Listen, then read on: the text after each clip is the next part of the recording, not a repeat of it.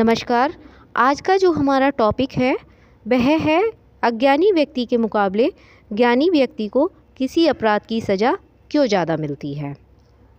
कहने का मतलब है कि ज्ञानी और अज्ञानी व्यक्ति दोनों एक जैसा ही पाप कर रहे हैं और जब उन्हें कोर्ट में खड़ा कर दिया जाता है तो सज़ा के तौर पर अज्ञानी को कम सज़ा मिलती है, ज्ञानी को ज़्यादा सज़ा मिलती है। कहने का मतलब है कि हर व्यक्ति के लिए अलग अलग कानून की व्यवस्था बनाई गई है। ज्ञानी को ज्ञानी के हिसाब से बनाई गई है, अज्ञानी को अज्ञानी के हिसाब से बनाई गई है। रिश्वत के मामले में एक चपरासी, एक क्लर्क, एक मजिस्ट्रेट, 3 आदमी पकड़े जाएं तो तीनों को अलग अलग सज़ा मिलेगी क्योंकि उनके ओहदे अलग अलग हैं। चपरासी को थोड़ा बहुत सुनाकर डांट डपट कर उसे छोड़ दिया जाएगा कि जाओ, आगे से करोगे तो तुम्हें ज़्यादा सज़ा दी जाएगी।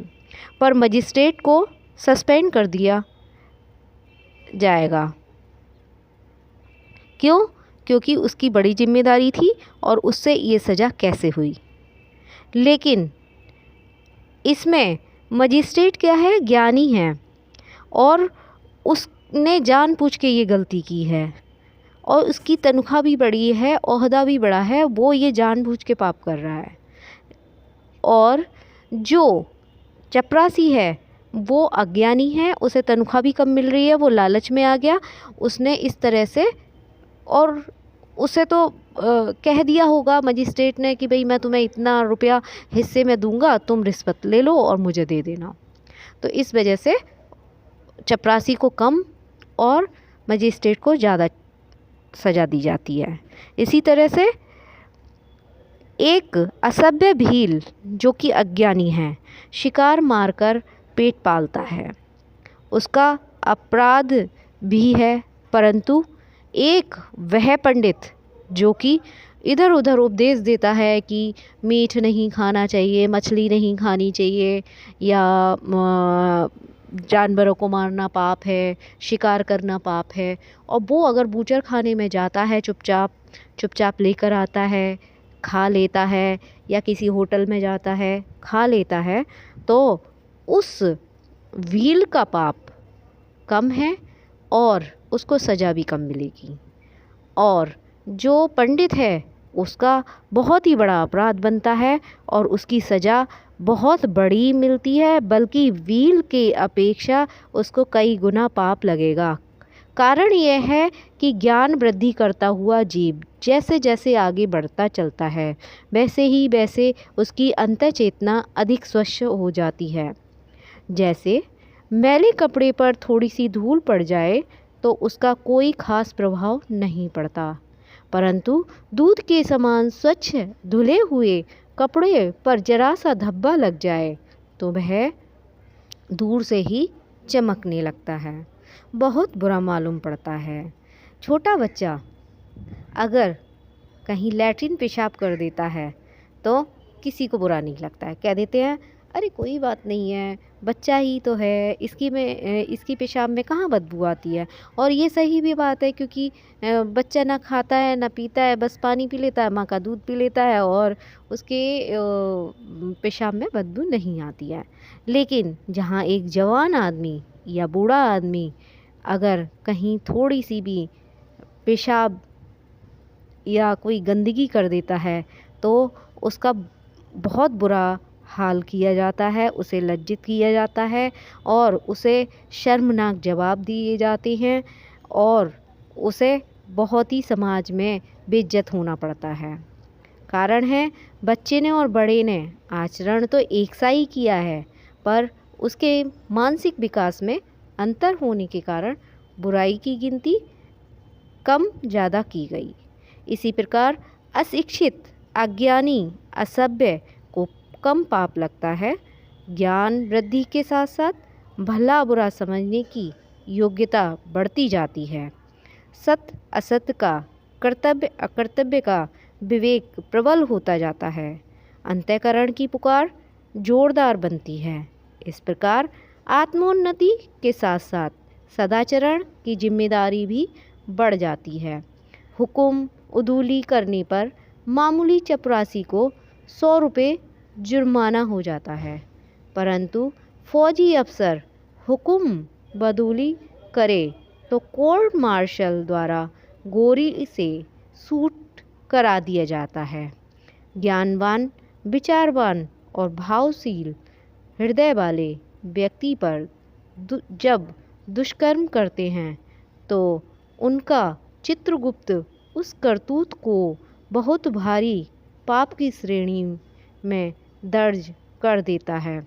गोदान से लोग बैतरणी पार कर जाते हैं, पर राजा नृप जैसा विवेकवान थोड़ी गलती करने पर ही नरक में जा पहुंचा।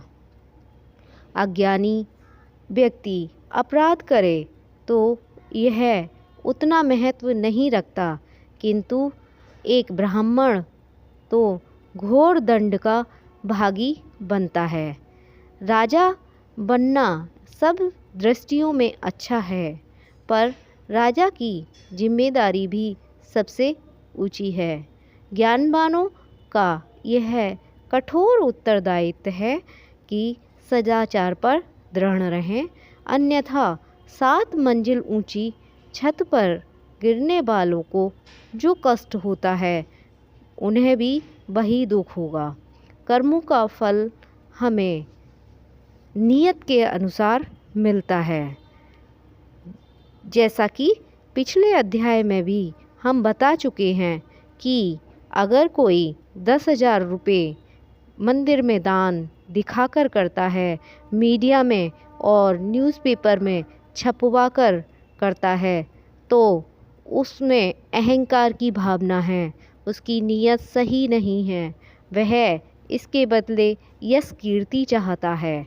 लेकिन वहीं अगर एक भिखारी कहीं से 10 रुपये मांग कर लाता है और उसमें से 1 रुपया या 2 रुपया मंदिर में दान कर देता है, या 2 रोटी कमा कर लाता है और उसमें से 1 टुकड़ा गाय को, 1 कौए को या 1 कुत्ते को डाल देता है, तो उसका जो नीयत है वो पुण्य कमाने की है और वह भगवान के दरबार में यह सोच लेता है कि मैंने अगर दान किया है तो मुझे भगवान पिछले जन्मों के कर्मों को माफ़ करेंगे और आगे सद्बुद्धि देंगे। लेकिन जो दूसरा 10,000 दान कर रहा है वो इसके बदले में यश कीर्ति चाहता है। दोनों के दान करने में बहुत बड़ा अंतर है। अतः पुण्य का फल जो भिखारी है उसको अधिक मिलेगा और जो 10,000 रुपये जमा करके और अपना यश कीर्ति बढ़ा रहा है उसे पुण्य कर्म कम मिलेगा। क्योंकि उसकी नीयत सही नहीं है। इसलिए पाप और पुण्य हमें दोनों नीयत के अनुसार ही मिलते हैं। वह आडंबरों में कुछ नहीं रखा, दिखावे पर नहीं जाना चाहिए। इसके हम पीछे कई उदाहरण दे चुके हैं। इसलिए अपना जो कुछ है वो अच्छे से करें, ज्ञानी जैसे काम करें और अज्ञानियों को भी पाप ना करने की शिक्षा दें।